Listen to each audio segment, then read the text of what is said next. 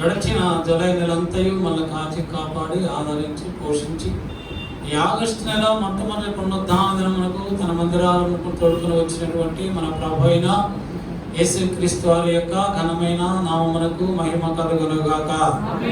ఆమేన్ ఆమేన్. కూడి వచ్చిన మీ అందరికి కూడా నా తరఫున, మా కుటుంబ తరఫున, హోసన్న వర్షిప్ సెంటర్ తరఫున మీ అందరికీ నా హృదయపూర్వకమైన ప్రత్యేకమైన వందనాలు తెలియజేస్తున్నాను. Praise the Lord. Hallelujah hallelujah. ఈ ఆగస్టు నెలలో ప్రభు మనకి ఇచ్చినటువంటి వాగ్దానం, ఈ ఆగస్టు నెలలో వాగ్దానం ఫస్ట్ పునరుద్ధాన దినం ముందు ప్రభు మనకి ఇచ్చినటువంటి వాగ్దానం ఏమిటంటే, I will listen your prayer. మీ ప్రార్థన నేను ఆలకిస్తాను. ఆమె చెప్పడం అందరూ అప్పుడప్పుడు మీరు ఇలా చెప్తుంటే నాకు ఇంకా ఉత్సాహంగా ఉంటాను. Praise the lord. మీ ప్రార్థన నేను ఆలకిస్తాను అని ఆగస్టు నెలలో ప్రభు మనకు వాగ్దానం చేశాడు.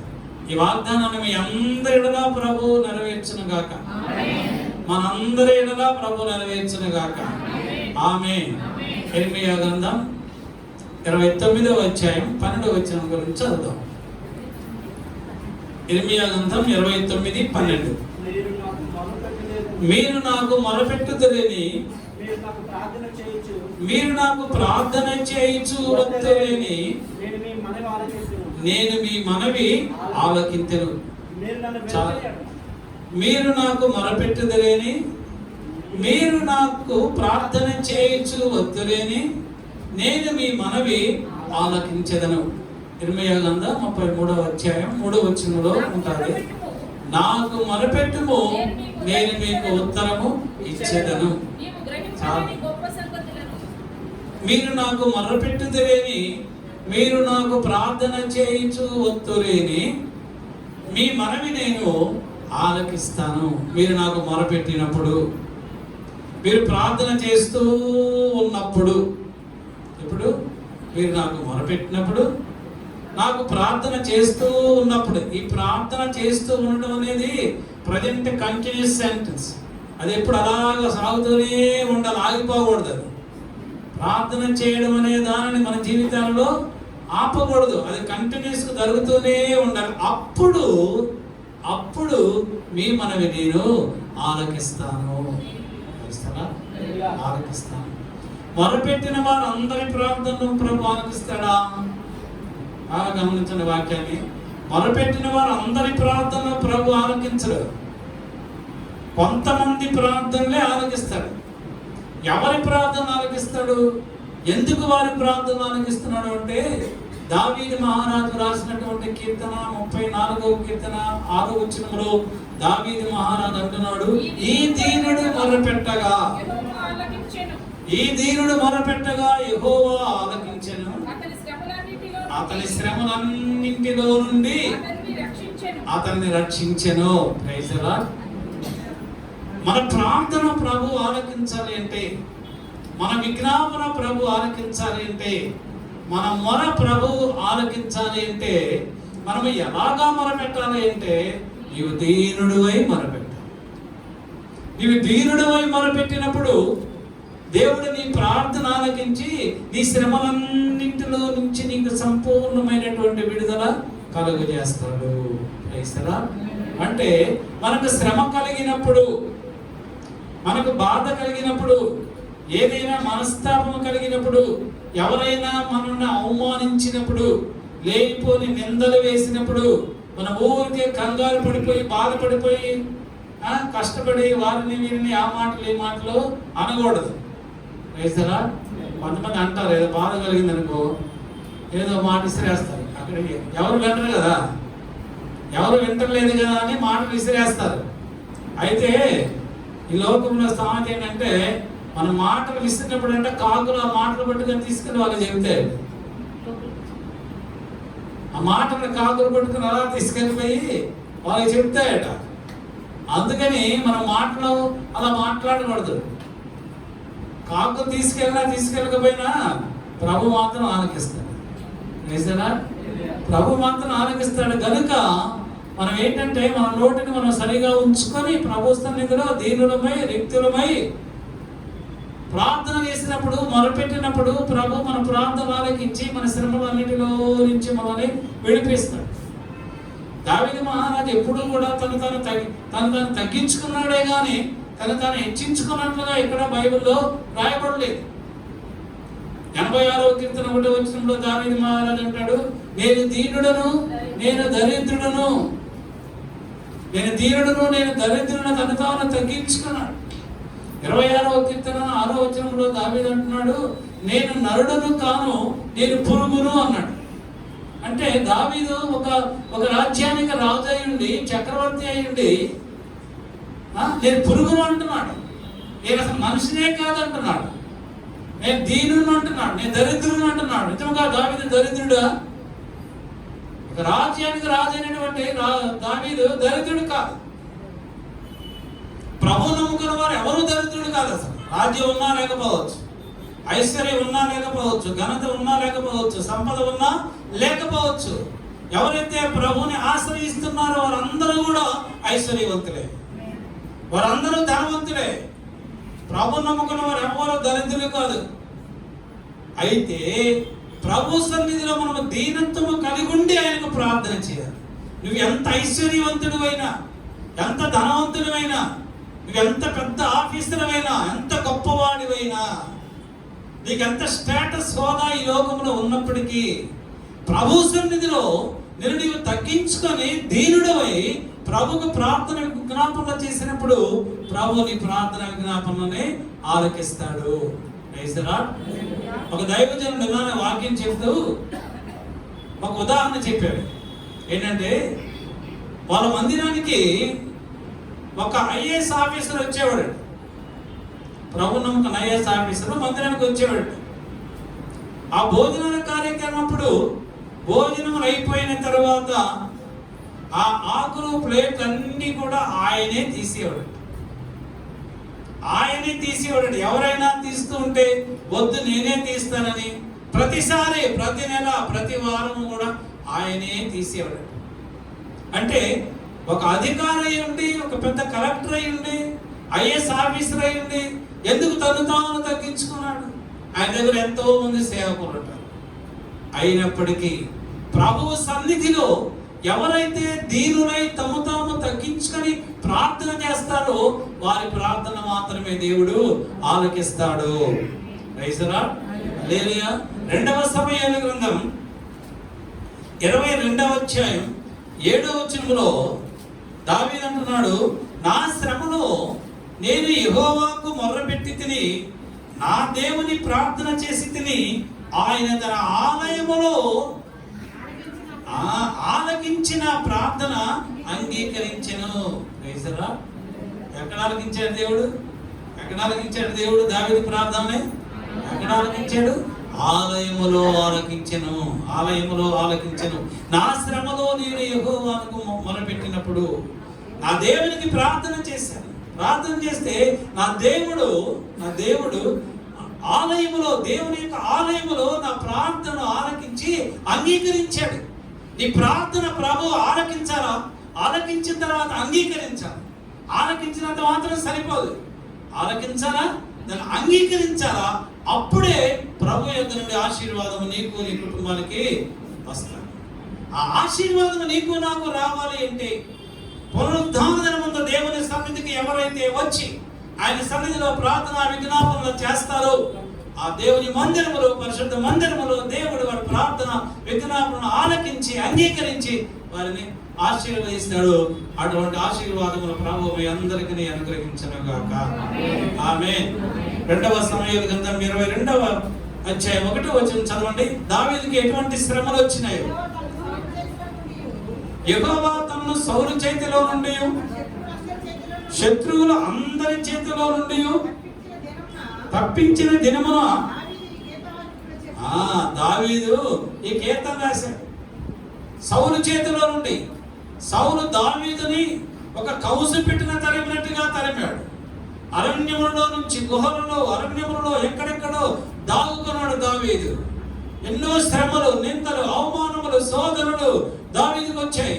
వాటన్నింటిలో నుంచి విడిపించినప్పుడు తన కలిగినటువంటి శ్రమలను బట్టి, నిందను బట్టి, కష్టాన్ని బట్టి దావీదు ఈ కీర్తనని రాశాడు. మరొక చోట అంటున్నాడు దావీదు 130వ కీర్తన 1-2 వచనాలు అంటున్నాడు, యెహోవా అగాధ స్థలములలో నుండి నేను నీకు మొరపెట్టుచున్నాను. అగాధ స్థలములలో నుండి నేను నీకు మొరపెట్టుచున్నాను అంటే ఎక్కడ? అగాధములు, అగాధములు, పాతాళములు, అగాధములు, లోయలలో నుండి నేను మొరపెట్టుచున్నాను. అంత కఠినమైనటువంటి కష్టాలని, శోధనల్ని దావీదు అనుభవించాడు. అగాధ స్థలములో నుంచి నేను మొరపెట్టుచున్నాను. ప్రభువా, నా ప్రార్థన ఆలకించుము, చెవియొగ్గి నా ఆర్తధ్వని వినుము, చెవియొగ్గి నా ఆర్తధ్వని వినుము అంటున్నాడు. లోకాసు వార్త 15వ అధ్యాయంలో అక్కడ ఉపమానం ఉంటుంది. ఆ గొర్రెల కాపరి 100 గొర్రెలలో ఒక గొర్రె తప్పిపోయింది. 99 గొర్రెలు ఉన్నాయి. ఆ 99 గొర్రెలను అక్కడే విడిచిపెట్టి ఆ ఒక్క గొర్రె కొరకు తప్పిపోయిన దాని కొరకు ఆ గొర్రెల కాపరి యజమానుడు పరిగెత్తుతూ ఉన్నాడు, వెతుకుతూ ఉన్నాడు. కొండలలో, లోయలలో, అగాధములలో, మెట్టలలో, పర్వతములలో వెతుకుతూ వెతుకుతూ వెతుకుతూ ఉన్నాడు. ఎక్కడ దొరుకుతుందా నా తప్పిపోయినటువంటి గొర్రె పిల్ల అని. అయితే ఆ గొర్రె పిల్ల, తన యజమానుడు విడిచిపోయినటువంటి గొర్రె పిల్ల ఆ కొండల మీదకి వెళ్ళిపోయి అక్కడ పేద అగాధములో, లోయలో అది పడిపోయింది. అగాధములో పడిపోయింది. ఆ అగాధములో నుండి ఆర్తధ్వని చేస్తూ ఉన్నది, ఆర్తనాదము చేస్తున్నది. నా యజమానుడా నన్ను రక్షించు, నా యజమానుడా నన్ను రక్షించమని కేకలు వేస్తున్నది. ఆ కేకలు అగాధములో నుంచి పైకి ఇంకా రావడం ఏమీ లేదు. యజమానుడు అడు తిరుగుతున్నాడు, ఎటు తిరుగుతున్నాడు, వెతుకుతున్నాడు. చివరికి ఎక్కడో వెతుకుతూ ఉంటే ఒక స్వరం అగాధములో నుంచి వినిపిస్తున్నది, యజమానుడా నన్ను రక్షించు. అప్పుడు ఆ యజమానుడు వెళ్ళి ఆ లోయలోనికి దిగి ఆ యొక్క గొర్రె పిల్లను భుజం మీద పెట్టుకొని పైకి తీసుకుని వచ్చి దాన్ని ముద్దాడి కౌగలించుకొని తన మందలో తనని చేర్చుకున్నాడు. మనమందరము తప్పిపోయినటువంటి గొర్రెలమే. ప్రభు సన్నిధిలో నుండి, ప్రభు సముఖములో నుండి మనం అందరము తప్పిపోయి లోకమనేటువంటి అరణ్యములో, అడవులలో, కొండలలో, లోయలలో, పాపములో మనము కూరుకుపోయి ఉన్నప్పుడు, దిక్కుతోచనటువంటి పరిస్థితిలో దేవా, యేసయ్య ఎక్కడున్నావు?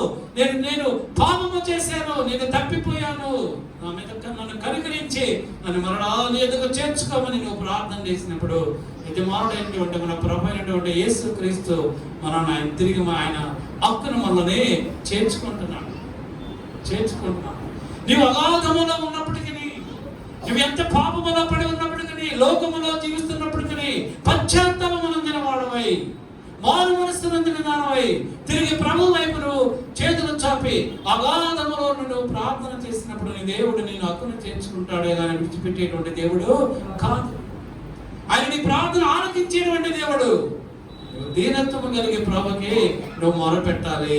దావీదు మహారాజు అంటున్నాడు 2వ సమూయేలు గ్రంథం 12వ అధ్యాయంలో 13వ వచనంలో ఆ ప్రవక్త నాతానుతో అంటున్నాడు, నాతాను నేను పాపము చేసి తిని. ఏమన్నాడు? నేను పాపం చేశాను, ఒప్పుకున్నాడు. తాను చేసిన పాపమును ఒప్పుకున్నాడు. ఊరియా భార్య అయినటువంటి బెత్షెబా విషయములో నాతాను హెచ్చరించినప్పుడు, నాతాను ద్వారా దేవుడైనటువంటి యెహోవా హెచ్చరించినప్పుడు దావీదు తన పాపమును ఒప్పుకొని ప్రభు సన్నిధిలో ప్రార్థన చేసినప్పుడు దేవుడు దావీదు యొక్క పాపమును క్షమించాడు. ఎలాగా క్షమించాడు? 40వ కీర్తన 1వ వచనం చదవండి. యెహోవా కొరకు నేను సహనముతో కనిపెట్టుకొంటిని, ఆయన నాకు చెవియొగ్గి నా మొర ఆలకించెను. యెహోవా కొరకు నేను సహనముతో కనిపెట్టుకొంటిని, ఆయన చెవియొగ్గి నా మొర ఆలకించెను. నాశనకరమైనటువంటి గుంటలో నుండి, జిగట ఊబిగల దొంగ ఊబిలో నుండి ఆయన నన్ను పైకెత్తెను. నాశనకరమైనటువంటి గుంటలో నువ్వు పడిపోయినప్పుడు, పాపం అనేటువంటి నాశనకరమైనటువంటి గుంటలో నువ్వు పడిపోయినప్పుడు, వ్యభిచారం అనేటువంటి జిగట గల ఊబిలో నువ్వు కూరుకుపోయి ఉన్నప్పుడు, నీ పాదములు ఆ పాపములో వ్యభిచారములో కూరుకుపోయి ఉన్నప్పుడు దావీదు అంటున్నాడు, దేవా నేను నీకు మొరపెట్టినప్పుడు నువ్వు చెవియొగ్గి నా ప్రార్థన నువ్వు ఆలకించావు, నా యొక్క పాదములు తిరిగి బండ మీద నువ్వు నిలబెట్టావు. వేసానా? హల్లెలూయా. నువ్వు దీనుడివై ప్రభు సన్నిధిలో ప్రార్థన చేసినప్పుడు దేవుడు నీ ప్రార్థనను ఆలకిస్తాడు. ఆలకింపనేరక ఇండెడుకు యెహోవా చెవులు మందము కాలేదు. విననేరక ఇండెడుకు ఆయన చెవులు మందము కాలేదు. యెషయా 59:1 ఉంటుంది. ప్రేతులా ఆయన వింటాడు. ఎప్పుడు వింటాడు అంటే మనము దీనులమై ప్రార్థన చేసినప్పుడు వింటాడు. నిర్గమకాండం 2వ అధ్యాయం 23-24 వచనాల్లో రాయబడుతుంది. ఐగుప్తు దేశంలో దేవుని యొక్క ప్రజలైనటువంటి ఇశ్రాయేలీయులు సంఖ్యల చేత బంధింపబడి బానిస బ్రతుకుచూ ఉన్నప్పుడు 400 సంవత్సరాలు, ఒక్క రోజు కాదు, ఒక్క నెల కాదు, ఒక సంవత్సరం కాదు, 400 సంవత్సరములు బానిస బ్రతుకు దినము చస్తూ మరణముతో పోరాడుతూ వాళ్ళు ప్రార్థన చేస్తూ ఉన్నారు ప్రభువుకి. ప్రభువా, ఈ బంధకాలలో నుంచి, ఈ సంఖ్యల నుంచి, ఈ బానిసత్వములో నుంచి, ఈ యొక్క పాపిష్టి జీవితంలో నుంచి, పాపిష్టి బ్రతుకుల నుంచి వారు విడుదల దయచేయి అని వారు ప్రార్థన చేస్తూ ఉన్నప్పుడు, ఆత్మతో మూలుగులతో ప్రార్థన చేస్తున్నప్పుడు దేవాది దేవుడు వారి దీనత్వాన్ని చూశాడు. వారి మూలుగులు విన్నాడు. విని తన అబ్రహాము, ఇస్సాకు, యాకోబులతో చేసినటువంటి నిబంధనను జ్ఞాపకము చేసుకొనెను. ప్రభు జ్ఞాపకం చేసుకుంటాడు. మన ప్రార్థన ఆలకిస్తాడు. ఎప్పుడు ఆలకించాడు? 400 సంవత్సరములు ప్రార్థన చేస్తే అప్పుడు దేవుడు తాను చేసినటువంటి వాగ్దానమును, నిబంధనను జ్ఞాపకం చేసుకున్నాడు. ఏమి వాగ్దానం చేశాడు ప్రభు తన ప్రజలకి? ఎప్పుడు వాగ్దానం చేశాడు? ఎవరితో వాగ్దానం చేశాడు? ఎందుకు వాగ్దానం చేశాడు? చదవండి. ఆదికాండం 15వ అధ్యాయం.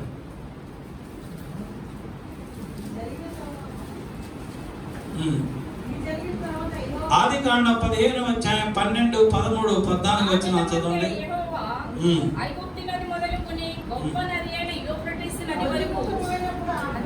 ప్రొద్దుగుంకబోయినప్పుడు అబ్రహామునకు గాఢ నిద్ర పట్టెను.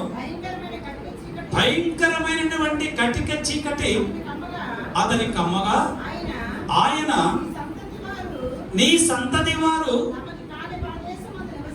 తమది కాని పరదేశమందు నివసించి ఆ దేశపు వారికి దాసులుగా ఉందురు.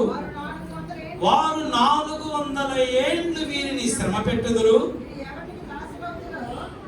మీరు ఎవరికి దాసులవుదురో ఆ జనమునకు నేనే తీర్పు తీర్చెదను. తరువాత వారు మిక్కిలి ఆస్తితో బయలుదేరి వచ్చెదరు. ఆ దినమున, ఆ రోజు మధ్యాహ్న సమయంలో మన పెద్దలైనటువంటి అబ్రహాము తన దేవుడైనటువంటి యెహోవాకు బలి అర్పించిన తరువాత పొద్దు కుంకబోయినప్పుడు, అంటే ఇంకా పొద్దు కుంకలేదు, ఆ సమయంలో అబ్రహాముకి గాఢ నిద్ర కలిగించాడు దేవుడైనటువంటి యెహోవా. ఆ గాఢ నిద్రలో దేవుడు జరగబోతున్నటువంటి రాబో దినములలో, రాబో సంవత్సరాలలో జరగబోతున్నటువంటి ఆ విపరీతమైనటువంటి పరిస్థితులను గురించి ముందుగానే తను ప్రేమించినటువంటి అబ్రహాముకి తెలియపరుస్తున్నాడు. అబ్రహామా, నా స్నేహితుడైనటువంటి అబ్రహాముకు నేను తెలియచేయకుండా ఉంటానా? నా స్నేహితుడైనటువంటి అబ్రహాము దగ్గర నాకు రహస్యములు ఏమీ లేవు. దేవుడు అంటున్నాడు, అబ్రహాముతో అన్ని విషయాలు చెబుతాను. రాత్రి స్వప్నములో అబ్రహాముతో మాట్లాడుతున్నాడు. అబ్రహామా, నీ సంతానము పరాయి దేశములో 400 సంవత్సరములు బానిసలుగా ఉంటారు, కష్టాలు అనుభవిస్తారు. ఆ తరువాత నేను వారిని జ్ఞాపకం తీసుకుని తిరిగి పాలు తేనె ప్రవహించే దేశమునకు తీసుకుని వచ్చి వారిని ఐశ్వర్యవంతులుగా నేను చేస్తాను. ఆ వాగ్దానాన్ని దేవుడు ఇప్పుడు జ్ఞాపకం చేసుకున్నాడు. ఐగుప్తు దేశములో దేవుని యొక్క బిడ్డలు 400 సంవత్సరములు వారు ఆత్మతో, సత్యముతో, మూలుగులతో ప్రార్థన చేస్తున్నప్పుడు, అప్పుడు 400 సంవత్సరములు అయిన తరువాత దేవుడైనటువంటి యెహోవా తాను అబ్రహాము, ఇస్సాకు, యాకోబులతో చేసిన నిబంధనను జ్ఞాపకము చేసుకుని ఆ తర్వాత మోషే ద్వారా, యెహోషువ ద్వారా వారిని పాలు తేనెలు ప్రవహించే కనాను దేశమునకు సర్వ సంపదలతో, సమృద్ధితో, ఐశ్వర్యంతో ఆ యొక్క దేశానికి వారిని నడిపించాడు. క్రైస్తలా ఎందుకు నడిపించాడు? అబ్రహాము ప్రభు సన్నిధిలో ఎలాగా ప్రార్థన చేశాడు? అబ్రహాం ప్రభు సన్నిధిలో ఎలాగ ప్రార్థన చేశారో చదవండి. ఆదికాండం 18వ అధ్యాయం 27వ వచనంలో అబ్రహాము తన సహోదరుని కుమారుడైనటువంటి లోతును ఆ భయంకరమైన సదమ గొమొర్రా పట్టణములలో దేవుడు అగ్నిగంధకం మండుతున్న అగ్నిగంధకములతో వాటిని నాశనం చేయబోతున్నటువంటి విషయం చెప్పినప్పుడు అబ్రహాము తన సహోదరుని కుమారుని పక్షముగా ప్రభుకి విజ్ఞాపన చేస్తున్నాడు. ఏం చేశాడు? ప్రభువా, దేవా, యెహోవా, నేను ధూళియు బూడిదయునై ఉన్నాను. నేను బూడిదయు ధూళియునై ఉన్నాను. ప్రభువా, నీకు ఒక విజ్ఞాపన చేస్తున్నాను. తను తాను ఒక బూడిదలాగా తగ్గించుకున్నాడు, ఒక ధూళిలాగా తను తాను తగ్గించుకుని అప్పుడు ప్రభుని అడుగుతున్నాడు. ప్రభు అంటున్నాడు, అబ్రహామా, 50 మంది ఉన్నా, 40 మంది ఉన్నా, 30 మంది ఉన్నా, 20 మంది నీతిమంతులున్నా, చివరకు 10 మంది నీతిమంతులున్నా, నీ విజ్ఞాపనను బట్టి నువ్వు ప్రార్థన చేసావు గనుక, నువ్వు నాకు విజ్ఞాపన చేసావు గనుక, నీ ప్రార్థన బట్టి, నీ విజ్ఞాపనను బట్టి నీ సహోదరుని కుమారుడైనటువంటి లోతు కుటుంబాన్ని నేను ఆ భయంకరమైనటువంటి అగ్ని గంధకములో నుంచి నేను విడిపిస్తాను. అలాగని 19వ అధ్యాయం, ఆదికాండం 19వ అధ్యాయం 29వ వచనం రాయబడుతుంది. దేవుడు అబ్రహామును జ్ఞాపకము చేసుకుని లోతు కాపురం ఉన్న పట్టణములను నాశనము చేసినప్పుడు ఆ నాశనం వచ్చిన లోతు నశించకుండా అతన్ని తప్పించాను. దేవుడు నశింపచేయబోతున్నటువంటి ఆ సొదొమ గొమొర్రా పట్టణములలో నుంచి, ఆ భయంకరమైనటువంటి ఆ యొక్క నాశనములో నుంచి అబ్రహాం యొక్క ప్రార్థన ఆలకించిన దేవుడు అబ్రహాం యొక్క దీనత్వాన్ని బట్టి లోతును రక్షించాడు, లోతు కుటుంబాన్ని రక్షించాడు.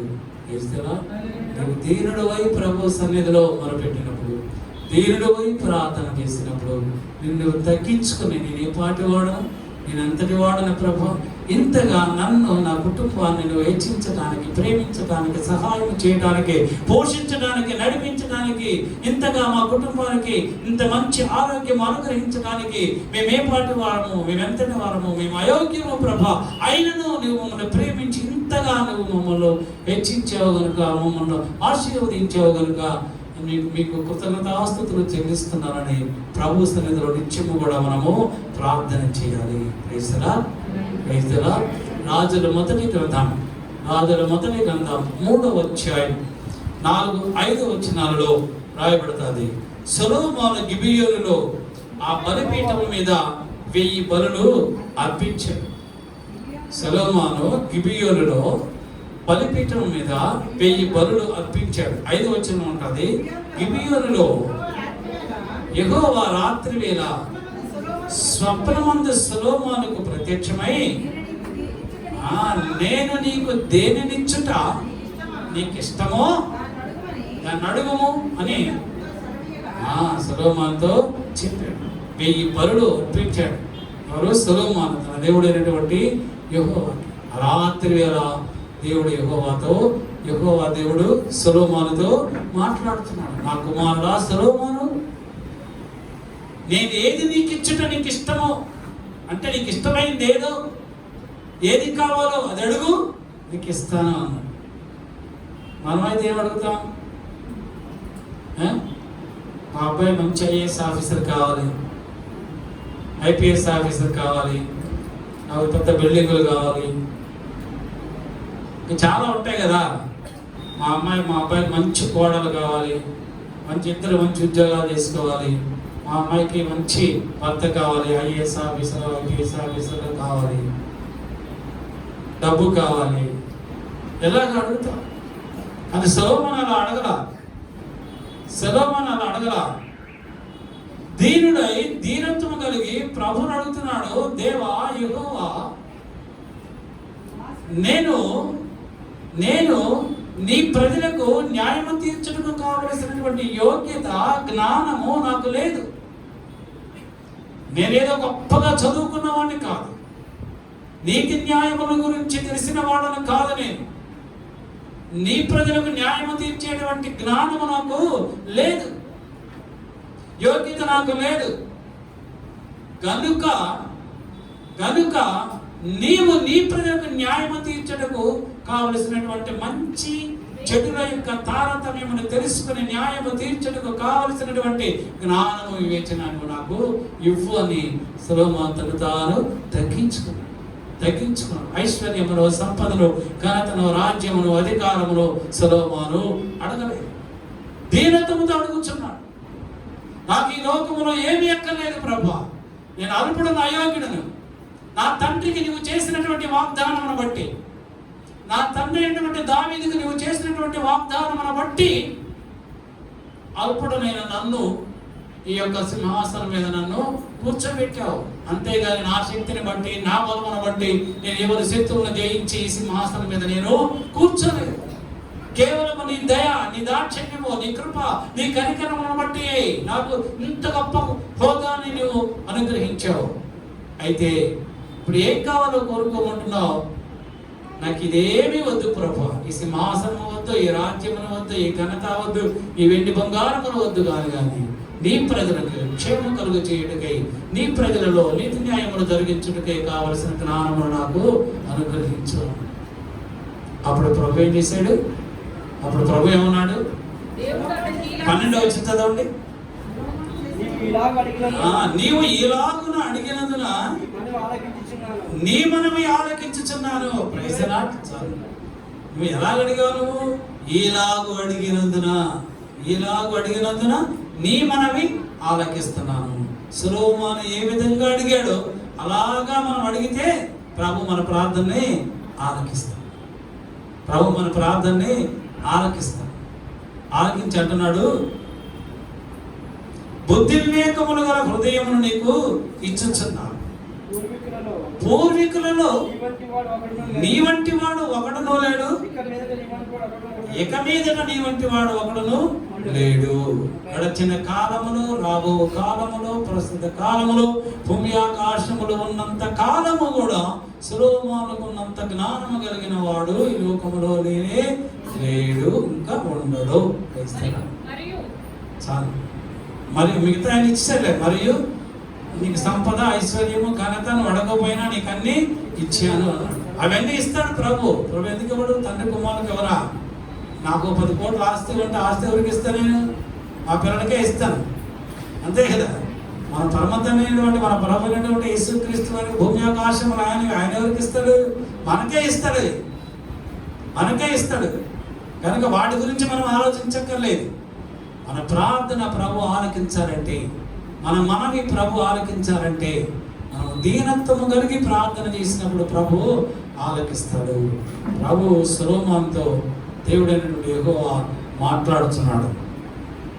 చదవండి 2వ దినవృత్తాంతముల గ్రంథం 7వ అధ్యాయం 14, 15, 16 వచనాలు. ఇప్పుడు ప్రభువు మన ప్రార్థన ఆలకిస్తాడు. ఏనండి? నా పేరు పెట్టబడిన నా జనులు తమ్ము తాము తగ్గించుకొని ప్రార్థన చేసి నన్ను వెదకి తమ చెడు మార్గములను విడిచిన ఎడల ఆకాశము నుండి నేను వారి ప్రార్థనను విని వారి పాపములను క్షమించి వారి దేశమును స్వస్థపరచదను. వారి దేశము ఏ కరువు ఉండదు, ఏ కాటకు ఉండదు, ఏ రోగాలు ఉండవు, ఏ కరోనాలు ఉండవు, ఏ బలహీనతలు ఉండవు. వారందరూ నిత్యము సంతోష సమాధానములతో ఉంటారు. ఎవరంటే ప్రభు సన్నిధిలో ఏ జనులైతే, ఏ ప్రజలైతే ప్రభు సన్నిధిలో తమ తాము తగ్గించుకొని ప్రార్థన చేసి పాపమును, చెడుతనమును విసర్జిస్తారో. మనలో ఉన్న పాపమును మనం తీసివేసుకోవాలి. మనలో ఉన్నటువంటి పాపమును మనం విసర్జించాలి. చెడుతనమును మానివేసి మనము తగ్గించుకొని ప్రార్థన చేసినప్పుడు దేవుడు ఆకాశము నుండి మన ప్రార్థన ఆలకించి మన కుటుంబానికి సమస్తము సర్వ సమృద్ధిని అనుగ్రహిస్తాడు. మన ప్రార్థన ప్రభు ఆలకించాలంటే మనము దీనులమైండి ప్రభు మనము మొరపెట్టాలి. ఎవరు దీనులై ఆయన సన్నిధిలో మొరపెడతారో ఆయన వారి ప్రార్థనను ఆలకిస్తాడు. వారి శ్రమలన్నింటిలో నుంచి వారికి సంపూర్ణమైనటువంటి విడుదల దయచేస్తాడు. రెండవదిగా ఎవరి ప్రార్థన ప్రభు ఆలకిస్తాడు. చదవండి, యోహాను సువార్త 9వ అధ్యాయం 31వ వచనాన్ని చదువుకుందాం. యోహాను సువార్త 9వ అధ్యాయం 31వ వచనం. దేవుడు పాపుల మనవి ఆలకింపడని ఎరుగుదుము. ఎవడైనను దైవభక్తుడై ఉండి ఆయన చిత్తము చొప్పున జరిగించిన ఎడల ఆయన వాని మనవి ఆలకించును. దేవుడు పాపుల యొక్క మనవి ఆలకింపడని మనందరికీ తెలుసు. కానీ ఎవడైనను దైవ భక్తి కలిగి ఉండి దేవుని యందు భయభక్తులు కలిగి ఉండి ఆయన చిత్తము చొప్పున జరిగించిన ఎడల ఆయన వాని ప్రార్థన ఆలకించును. అంటే ఎవరైతే నిర్దోషిగా ఉండి పరిశుద్ధులుగా ఉండి పవిత్రులుగా ఉండి పాపము చేయని వారిగా ఉండి ప్రభు చిత్తము చేస్తారో, ప్రభు చిత్తము చేయాలి, ప్రభు చిత్తము చేస్తారో వారి ప్రార్థన ప్రభు ఆలకిస్తాడు. ప్రభు ముందుగా కోరుకుంటున్నాడు, మనలో ఏ పాపము కూడా ఉండకూడదు. చదవండి, పేతురు తెస్సలోనికీయులకు రాసినటువంటి మొదటి పత్రిక 4వ అధ్యాయం 3-4 వచనాలు చదవండి. అపోస్తలుడైన పౌలు తెస్సలోనికీయుల సంఘంతో రాస్తూ ఉన్నాడు, మీరు పరిశుద్ధులగుటయే అనగా మీరు జారత్వమునకు దూరముగా ఉండుటయే దేవుని చిత్తము. ఏంటి దేవుని చిత్తం? మనము పరిశుద్ధులుగా ఉండటం దేవుని చిత్తం, మనము జారత్వమునకు దూరముగా ఉండటం దేవుని చిత్తం. ఎవరైతే ఈ రెండు కలిగి ఉండి ప్రార్థన చేస్తారో దేవుడు వారి ప్రార్థన ఆలకిస్తాడు. మన ప్రార్థన ఆలకించాలంటే దేవుని చిత్తం మనం చేయాలి. మన ప్రభు అయినటువంటి యేసుక్రీస్తు వారు ఈ లోకంలోనికి ఎందుకు వచ్చారు? ప్రభు అంటున్నారు, నా తండ్రి చిత్తమును నెరవేర్చడానికి నేను ఈ లోకంలోనికి వచ్చాను అన్నాడు. నా తండ్రి చిత్తాన్ని నెరవేర్చడానికి నేను ఈ లోకంలోనికి వచ్చాను. ఈ లోకంలోనికి వచ్చి నా తండ్రి చిత్తమును నేను నెరవేర్చాను. నా తండ్రి దగ్గర నేను ఉన్నప్పుడు ఆయన నేను ఏమైతే సంభాషించుకున్నామో వాటన్నింటినీ ఈ లోకంలో ఉన్నప్పుడు నేను నెరవేర్చాను. నా తండ్రి చెప్పినవన్నీ నేను నెరవేర్చాను. కనుక నేను సిలువలో ఉంటున్నాడు, తండ్రి సమాప్తమైనది సమస్తమును సమాప్తమైనది అన్నాడు. అంటే ప్రభు తండ్రి దగ్గర నుంచి వచ్చినటువంటి, తండ్రి తన కుమారుని ఈ లోకమునకు పంపించినటువంటి ఆ తండ్రి చిత్తం అంతటిని ప్రభు నెరవేర్చాడు. మరి నీవు నేను కూడా అక్కడ నుంచి వచ్చేదా? నువ్వు నేను కూడా మన ఆత్మ తండ్రి దగ్గర నుంచే వచ్చింది. తండ్రి యొద్ద నుండి వచ్చినటువంటి మన ఆత్మ ఎవరి దగ్గర నుంచి అయితే మనకు ఆత్మ వచ్చిందో, మనం ప్రభువునందు నిందించిన తర్వాత మన ఆత్మ తిరిగి ఎక్కడికి వెళ్ళాలి? ప్రభు దగ్గరికి వెళ్ళాలి, మరొక చోటికి వెళ్ళకూడదు. అది దేవుని చిత్తము కాదు, ప్రభు దగ్గరికే వెళ్ళాలి.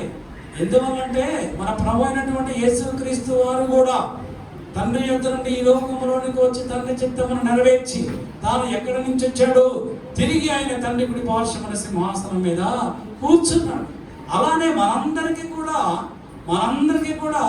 తిరిగి మనం ఆయన దగ్గరకు వెళ్తామని మనందరి కొరకు కూడా ఆయన సింహాసనం ఎదుట మనందరికి కూడా మంచి బంగారు వెండి బంగారములతో ఉన్నటువంటి సింహాసనాలను ప్రభు మనకి ఏర్పాటు చేశారు.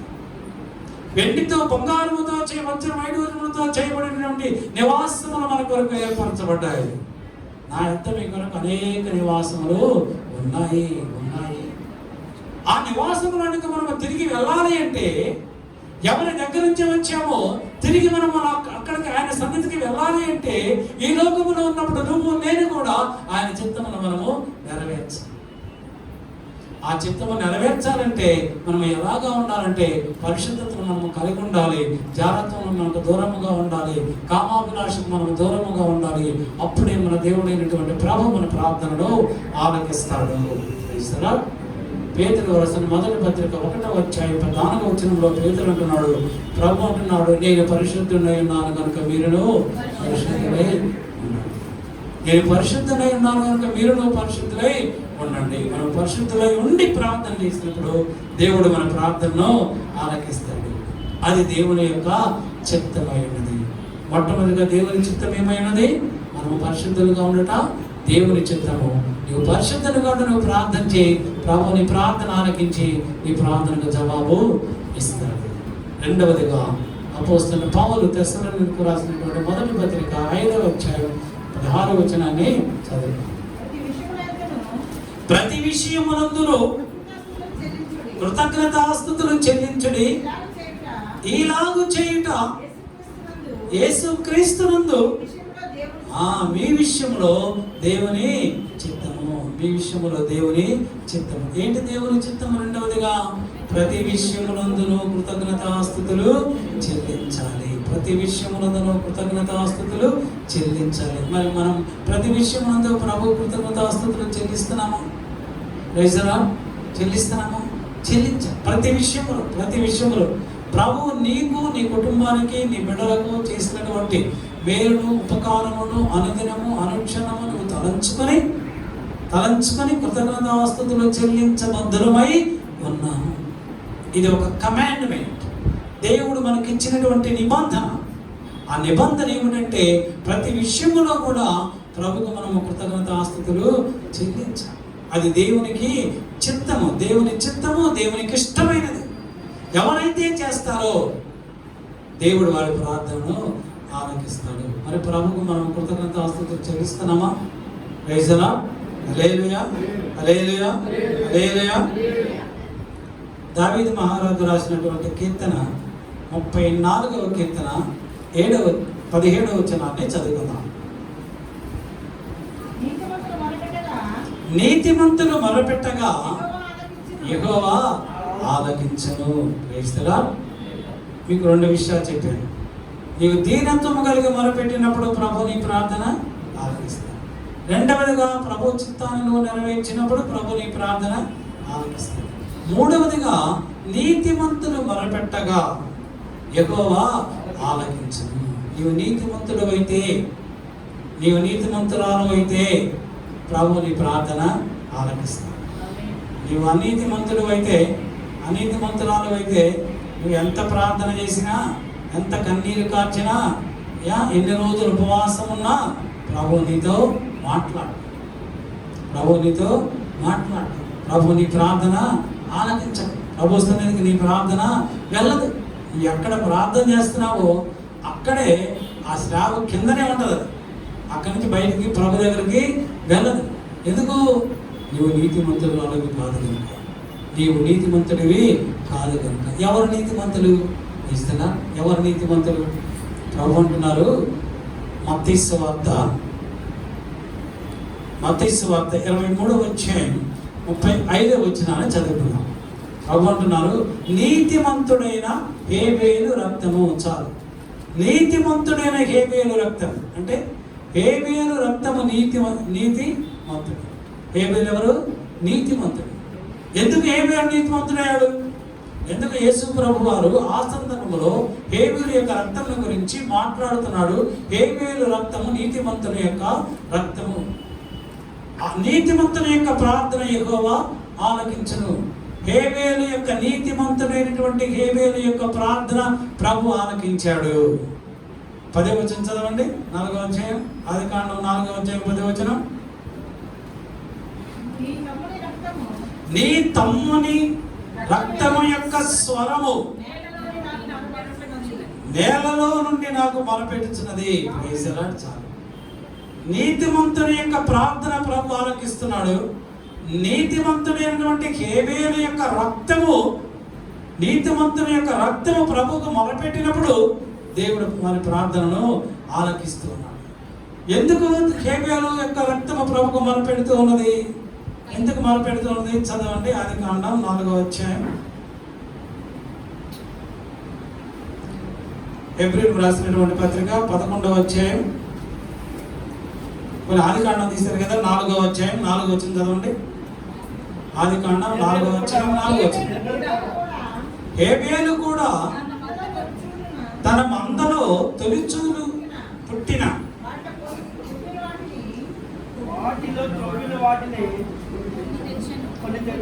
అలా చదవండి. హేబేలు కూడా తన మందలో హేబేలు కూడా తన మందలో తొలిచూలున పుట్టిన వాటిలో తొలిచూలున పుట్టిన వాటిలో క్రొవ్విన వాటిని కొన్ని తెచ్చెను. యెహోవా యెహోవా హేబేలు బలిని అర్పణను లక్ష్య పెట్టాను. Praise the Lord. దేవుడైన యెహోవాకి, తమ దేవుడైన యెహోవాకి అన్నదమ్ములు ఇరువురు కూడా బలి అర్పణ చేశారు. పెద్ద కుమారుడైనటువంటి కయీను తనకు పండినటువంటి ధాన్యములో కొంత దేవునిగా బలిగా ఇచ్చాడు, అర్పణ చేశాడు. హేబేలు అయితే, చిన్న కుమారుడైతే తన మందలో ఉన్నటువంటి తొలిచూలు, ఫస్ట్ పుట్టినటువంటి శ్రేష్టమైనటువంటి క్రొవిన వాటిని దేవునికి బలిగా అర్పించాడు కనుక దేవుడు హేబేలు యొక్క ప్రార్థన విన్నాడు. హేబేలుని నీతిమంతునిగా చేశాడు. ఇప్పుడు హెబ్రీయులకు రాసినటువంటి పత్రిక 11వ అధ్యాయం 4వ వచనం. విశ్వాసమును బట్టి హేబేలు కయీను కంటే శ్రేష్టమైన బలి అర్పించెను. దేవుడు అతని అర్పణను గురించి సాక్ష్యం ఇచ్చినప్పుడు అతడు ఆ విశ్వాసమును బట్టి నీతిమంతుడని సాక్ష్యం పొందాడు. Praise the Lord. ఇప్పుడు హేబేలు నీతిమంతుడిగా ఎంచబడ్డాడు. ఎవరి దృష్టిలో? ప్రభు దృష్టిలో. ఎందుకు ఎంచబడ్డాడు? ఎందుకు ప్రభు హేబేలుని నీతిమంతుడని చెప్పాడు? హేబేలు శ్రేష్టమైనటువంటి వాటిని దేవునికి బలిగా అర్పించాడు కనుక. మరి నీవు నేను కూడా నీతిమంతులుగా దేవుని దృష్టిలో ఉండాలి అంటే శ్రేష్టమైనటువంటి వాడిని ప్రభువుకు నువ్వు అర్పిస్తున్నావా? శ్రేష్టమైనటువంటి వాడిని ప్రభువుకు నీవు అర్పణముగా అర్పిస్తున్నావా? Praise the Lord. హేబేలు అర్పించాడు. హేబేలు శ్రేష్టమైనవి ఇచ్చాడు. తన దగ్గర క్రొవ్వినవి మంచి ఉంచుకొని దాచుకొని గుడ్డివాడిని బలహీనమైన వాటిని, రోగాలు వచ్చినటువంటి గొర్రెల్ని దేవునికి ఇవ్వలేదు. వాటిని సమర్పించుకోవాలా. ఆ యొక్క గుడ్డివాడిని పనికిరాని వాటిని అలానే ఉంచేసి శ్రేష్టమైన వాటిని, క్రొవిన వాటిని, మంచి వాటిని, తొలుచూలు వాటిని, బలము కలిగిన వాటిని మాత్రమే ప్రభువుకి అర్పించాడు. దేవునికి మనము అర్పించినప్పుడు అవి శ్రేష్టమైనవిగా ఉండాలి. ప్రభు దృష్టిలో శ్రేష్టమైనవిగా ఉండాలి. అప్పుడు ప్రభు వాటిని స్వీకరిస్తాడు. అటువంటి అర్పణను స్వీకరిస్తాడు. దేవుడు మన నీతివంతులుగా చేస్తాడు. నీతివంతుల యొక్క ప్రార్థన ప్రభు ఆలకిస్తాడు. Praise the Lord. హల్లెలూయా. యాకోబు రాసినటువంటి పత్రిక 2వ అధ్యాయం 21వ వచనాన్ని చదువుకుందాం. మన పితరుడైన అబ్రహాము తన కుమారుడైనటువంటి ఇస్సాకును బలిపీఠము మీద అర్పించినప్పుడు అతడు తన క్రియల వలన నీతిమంతుడని తీర్పు పొందలేదా? యాకోబు మనతో మాట్లాడుతున్నాడు. ఏమని? అబ్రహాము తన క్రియల వలన నీతిమంతుడని తీర్పు పొందలేదా? తన క్రియలను బట్టి అబ్రహాము నీతిమంతుడుగా ఎంచబడ్డాడు. మన క్రియలను బట్టి అబ్రహాము ఏం క్రియ చేశాడు? తన ఇంటిలో ఉన్నటువంటి శ్రేష్టమైన దానిని, అంతకంటే విలువైనది అబ్రహాము దగ్గర లేదు. ఏంటది? ఒక్కడైనటువంటి తన కుమారుడు. దేవుడు అడుగుతున్నాడు, అబ్రహామా, ఒక్కడైనటువంటి నీ కుమారుడిని నేను చూపించు, మోరియా దేశంలో నేను చూపించు పర్వతం మీద నీవు నాకు బలిగా అర్పించు అంటే అబ్రహాము అంటున్నాడు, చిత్తము ప్రభువా. దేవుడు అబ్రహాముని ఏం అడుగుతాడో అబ్రహాముకి తెలియదు. మీరు చదువుకొని 22వ అధ్యాయం ఆదికాండంలో ఉంటుంది. దేవుడు అబ్రహాముని ఏం అడుగుతాడో అబ్రహాముకి తెలియక ముందే దేవుడు అడిగిన వెంటనే చిత్తము ప్రభువా అన్నాడు. పిలిచిన వెంటనే చిత్తము ప్రభువా అన్నాడు. ఎప్పుడైతే చిత్తము ప్రభు అన్నాడో అప్పుడు అడిగాడు దేవుడు, నీ కుమారుని నాకు సమర్పించమని. Praise the lord. అంటే ప్రభువు నిన్ను అడగక ముందే, ఏం అడుగుతాడో నీకు తెలియక ముందే ఏది అడుగుతాడో నీకు తెలియక ముందే ప్రభువు ఏది అడిగితే దాన్ని ఇవ్వడానికి నువ్వు సిద్ధపడి ఉండాలి. నీ మనస్సు సిద్ధపడి ఉండాలి, నీ ప్రాణాత్మక శరీరములు సిద్ధపడి ఉండాలా. అప్పుడు ప్రభు అడిగిన వెంటనే నువ్వు ఇస్తావు. ఇస్తారా?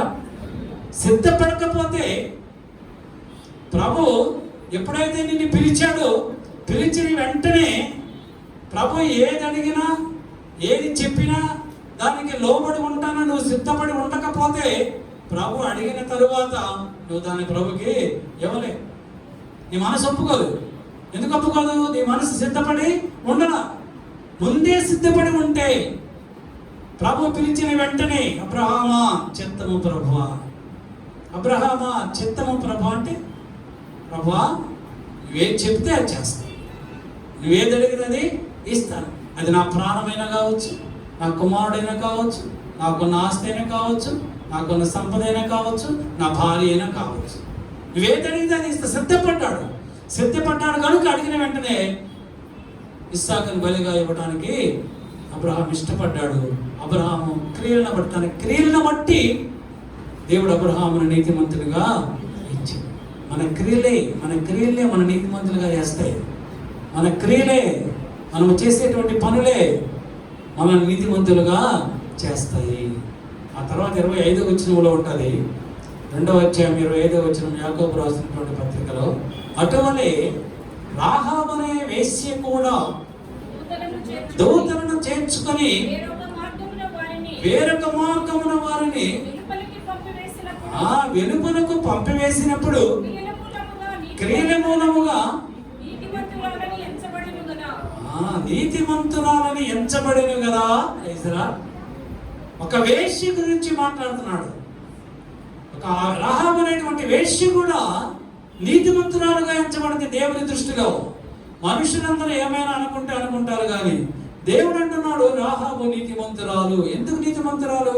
ఆమె చేసినటువంటి సత్క్రియలను బట్టి దేవుని యొక్క బిడ్డలకి ఆమె ఆశ్రయం ఇచ్చి ప్రమాదములో నుంచి వారిని కాపాడి వేరొక మార్గమున ప్రమాదములైనటువంటి మార్గములో వారిని పంపించి దేవునికి ఇష్టమైనటువంటి కార్యము చేసినది కనుక ప్రభు అంటున్నాడు ఈమె నీతిమంతురాలు.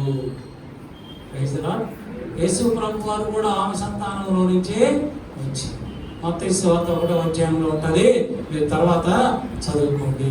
మన క్రియలను బట్టి దేవుడు మన ప్రార్థనలనే ఆలకిస్తాడు.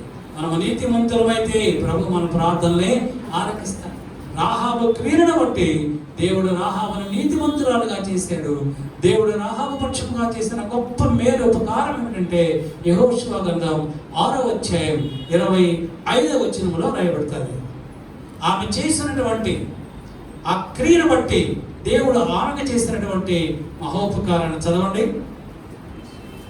రాహాబు అనేటువంటి వేశ్య యెరికోను వేగు చూచుటకు యెహోషువ పంపిన దూతలను దాచిపెట్టి ఉండెను గనుక అతడు ఆమెను ఆమె తండ్రి ఇంటి వారిని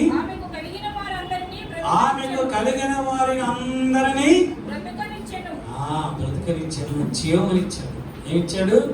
రాహాబుని, ఆమె కుటుంబానికి, ఆమె తల్లిదండ్రులకి, ఎవరైతే ఆ సమయంలో వారి ఇంటి రాహాబు ఇంటిలో ఉన్నారో వాళ్ళందరినీ కూడా బ్రతకనిచ్చారు. యెరికో పట్టణంలో రాహాబు కుటుంబంలో ఉన్నవారు తప్ప మిగతా వారందరినీ కూడా దేవుడు చంపివేశారు. పశువులని, పిల్లల్ని, పెద్దల్ని, బాలింతల్ని, వృద్ధుల్ని అందరినీ చంపేశారు. ఒక్క రాహాబు అనేటువంటి వేసి ఇంట్లో ఉన్న వారందరినీ ప్రభు కాపాడాడు. ఎందువల్లంటే ఆమె నీతిమంతురాలుగా ఎంచబడినది కనుక. నీతిమంతుల యొక్క ప్రార్థన యెహోవా ఆలకిస్తాడు. Praise the Lord. Hallelujah, hallelujah. మనం ఇప్పుడు మనందరం నీతిమంతులమా కాదా చెప్పండి? Praise the Lord. మనందరం నీతిమంతులు. నీతిమంతులు అనుకున్న వాళ్ళందరూ ప్రైజ్ ది లార్డ్ చెప్పండి. హల్లెలూయా. అందరూ చెప్పాలి, మనం అందరం కూడా నీతిమంతులమే. అపోస్తలుడైన పౌలు చెప్పినట్లు రోమీయులకు రాసినటువంటి పత్రిక 5వ అధ్యాయం 9వ వచనంలో అపోస్తలుడైన పౌలు అంటున్నాడు, కాబట్టి ఆయన రక్తము వలన ఇప్పుడు నీతిమంతులుగా తీర్చబడ్డాము. Praise the lord. మనందరినీ ప్రభు నీతిమంతులుగా తీర్చాడు. ఎందువల్లనగా మనందరి కొరకు, మనందరి నిమిత్తము, మనందరి కొరకు, మన నీతిమంతులుగా చేయుట కొరకు ఆయన కలువరి శిలువలో ఆయన రక్తమును మనందరికి కొరకు కూడా చిందించాడు కనుక ఆ రక్తమును బట్టి మనందరము నీతిమంతులుగా తీర్చబడ్డాము కనుక, మనందరము నీతిమంతులమే కనుక మనం ఏది అడిగినను ఆయన మనకు అనుగ్రహిస్తాడు. యోహాను పత్రిక 1వ యోహాను పత్రిక 5వ అధ్యాయం 14-15 వచనం చదవండి. యోహాను మొదటి పత్రిక 5వ అధ్యాయం 14-15 వచనాల ప్రకారం ఆయనను బట్టి మనకు కలిగిన ధైర్యం ఏదనగా